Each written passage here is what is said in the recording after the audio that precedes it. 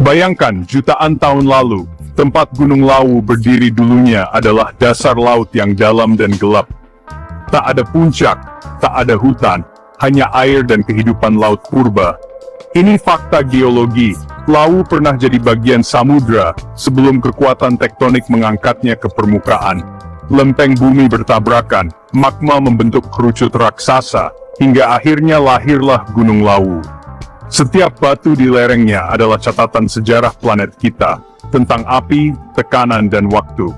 Kini, Lawu berdiri sebagai raksasa tidur. Puncaknya sering tersembunyi kabut, diselimuti hutan lebat.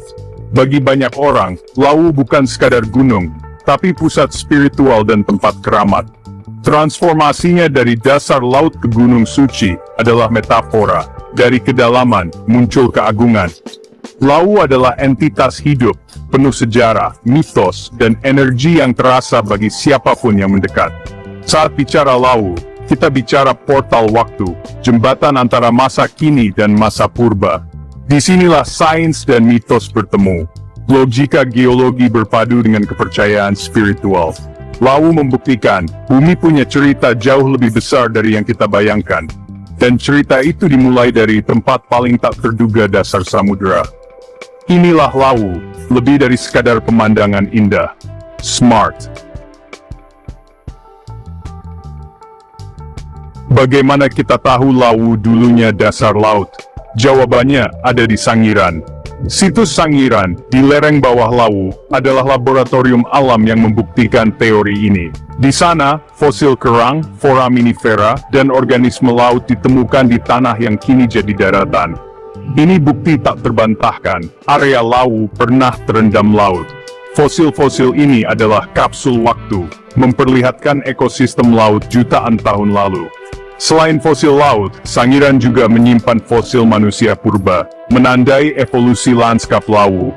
Setelah jadi daratan, Lawu jadi rumah bagi fauna raksasa dan manusia purba. Sangiran adalah arsip geologis Lawu, menulis babak-babak sejarahnya. Dengan bukti ini, asal-usul Lawu bukan lagi mitos, ini fakta ilmiah.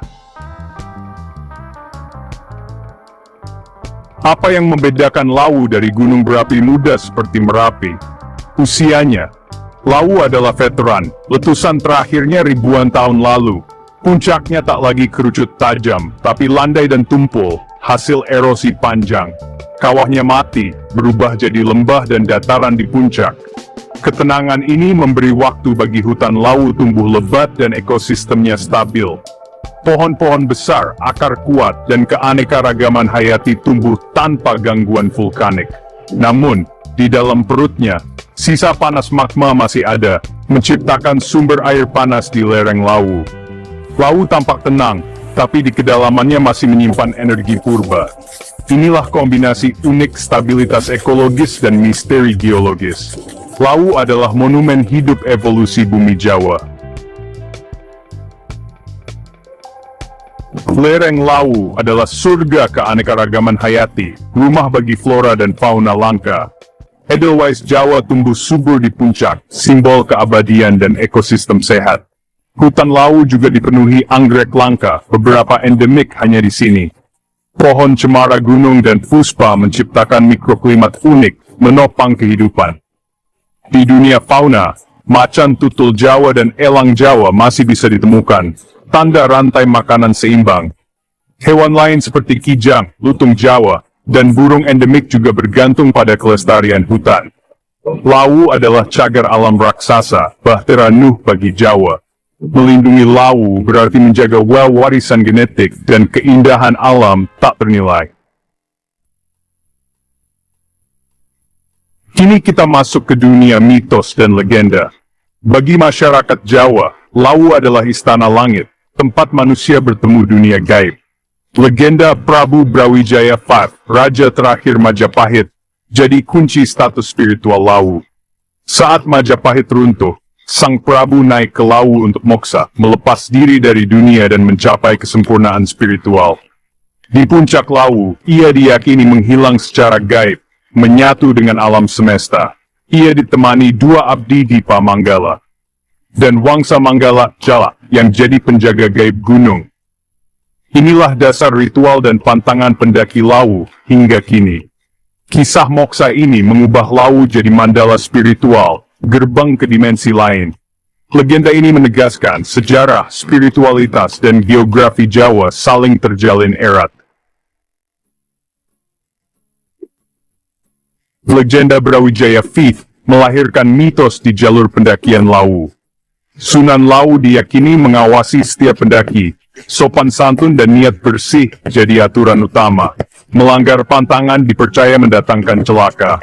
Mitos pasar setan, area di mana pendaki mendengar suara pasar gaib. Solusinya, lempar koin atau permen agar selamat. Burung Jalak Lawu, penjelmaan Kiai Jalak, dipercaya menuntun pendaki berniat baik. Mitos-mitos ini menanamkan rasa hormat pada alam dan konservasi. Percaya atau tidak, inilah bagian tak terpisahkan dari pengalaman Lawu. Lawu bukan sekadar gunung, ia penuh misteri dan pelajaran. Di balik keindahan Lawu, ada sisi gelap, misteri pendaki hilang. Beberapa ditemukan selamat, sebagian tidak pernah kembali, sering dikaitkan pelanggaran pantangan. Namun faktor nyata seperti medan berat, cuaca ekstrem, dan kabut tebal sangat berbahaya. Disorientasi ekstrem sering terjadi. Pendaki merasa terjebak di lorong waktu. Secara ilmiah, ini bisa akibat hipotermia, kelelahan, atau kabut yang menghilangkan orientasi. Jalur Candi Ceto dikenal lebih angker. Banyak pengalaman aneh dilaporkan. Misteri Lawu adalah perpaduan faktor alam, kelalaian, dan kepercayaan mistis. Menghormati gunung bukan sekadar mitos. Ini soal bertahan hidup. Lawu mengingatkan di hadapan alam, kita sangat kecil. Di bawah Lawu tersimpan energi panas bumi besar, potensi listrik bersih untuk Jawa. Pemerintah ingin memanfaatkannya, tapi rencana ini berbenturan dengan kepercayaan lokal. Bagi masyarakat adat, Lawu adalah tempat suci, pengeboran dianggap penodaan. Mereka khawatir keseimbangan spiritual terganggu, mendatangkan bencana.